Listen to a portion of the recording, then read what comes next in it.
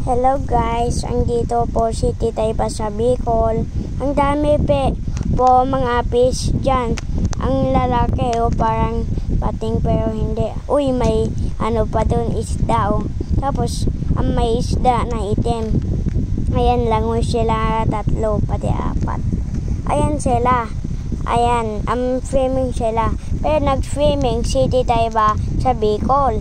Ayan, patingnan lang ni Tita Iba ang mga isda. Nag-ano po ang paa ni Tita Iba doon. Pero masakit po yan hagat. Konti lang naman po. Ayan inano ni Tita Iba. Masakit lang konti naman.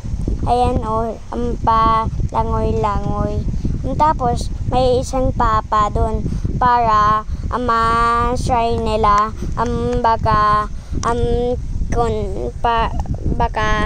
hindi naman hagat konti lang 1% lang naman hagat. Tingnan natin baka hagat siya pag sama na ako dyan, kasi dati hindi na ako sama dyan, bantayan ako ni Tita Nining pati si Kuzemper. Kaya tinan ko siya baka hagat yan guys. Ayan, patinan lang talaga. Ayan na, andyan na po tayo sa boat para para mas madami na isda na black. Ayan sabi na siya dyan na tayo sa boat ayan, po tayo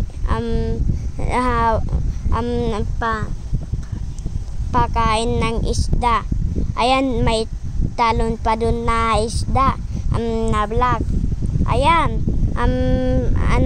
po siya atin hagat. Ayan, nahagat